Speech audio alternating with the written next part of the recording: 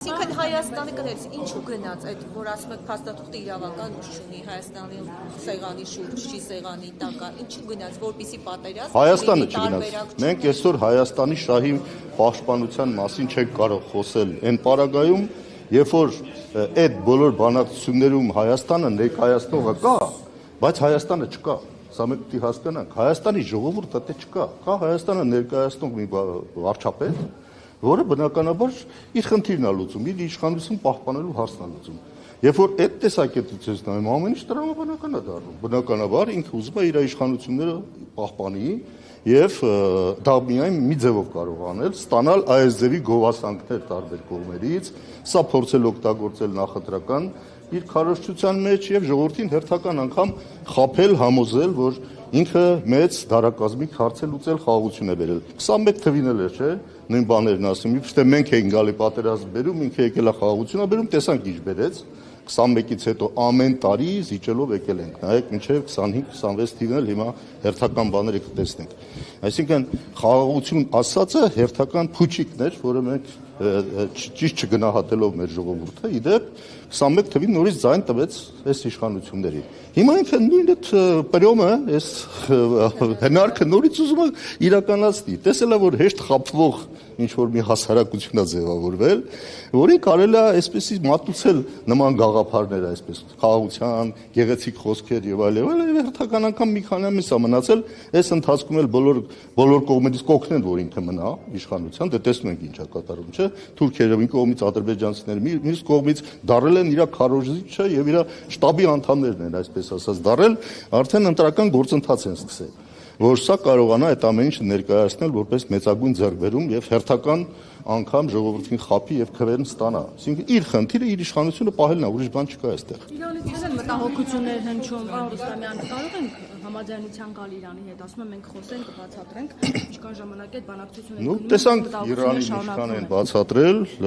Լարիջանի հայտարարությունները կարծում եմ շատ պերճախոս վկայությունն են այն բանի,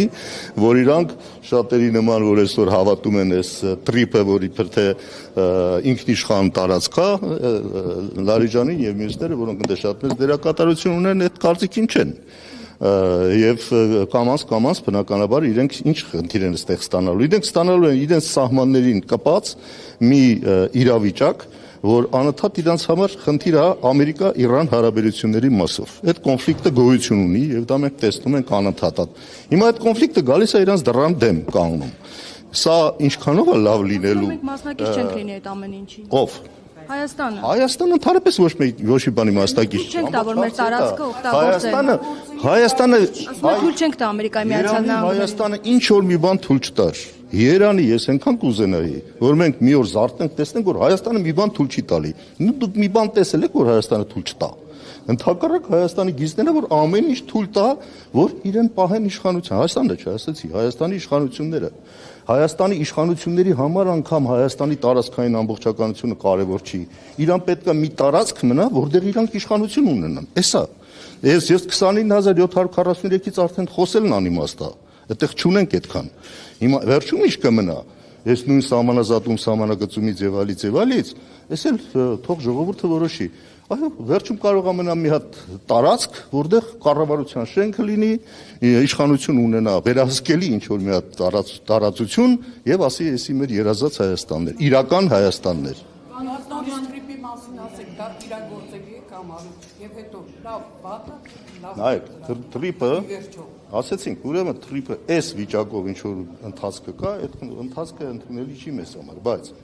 իհարկե բանակցելի է եւ եթե Հայաստանն իսկապես կարողանա լուրջ բանակցություններ վարել եւ տրիպը չդառնա կռվախնձոր, այլ տրիպը դառնա մեր բոլոր ռազմավարական գործընկերներին նաեւ համախմբելու միջոց,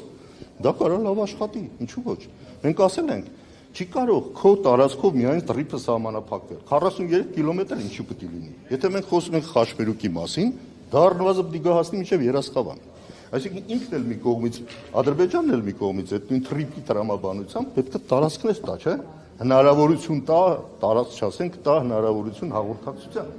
Փոխադարձության մասին են այսքան ժամանակ խոսում, ստեղ ինչ փոխադարձություն եք տեսնում։ Մեր տարածքի վրա բոլորը ինչ որ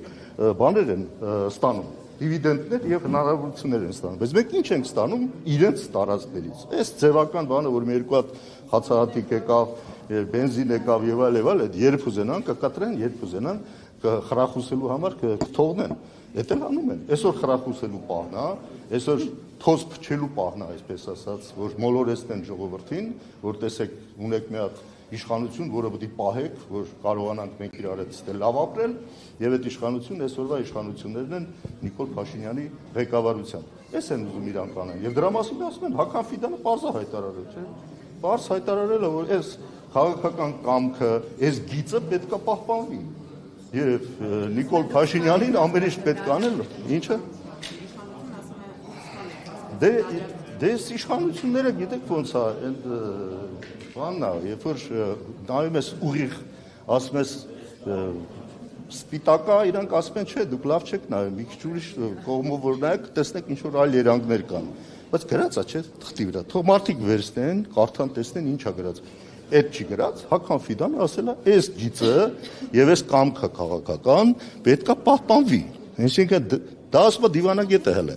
Սա դիվանագետական լեզվով ասված է, ասում է ուղիղ խոսքը միայն ավանակին են ասում։ Հասկանու եք, sense բաներ կա ժողովրդի մեջ ասացված։ Հիմա պարզ ասի, որ չէ, Նիկոլ Փաշինյանը իմ կարդաշն է, իմ յոլդաշն է, որ բոլորը հասկանան ինչի մասն է խոսքը։ Պարզ ասել է, ոնց ասի։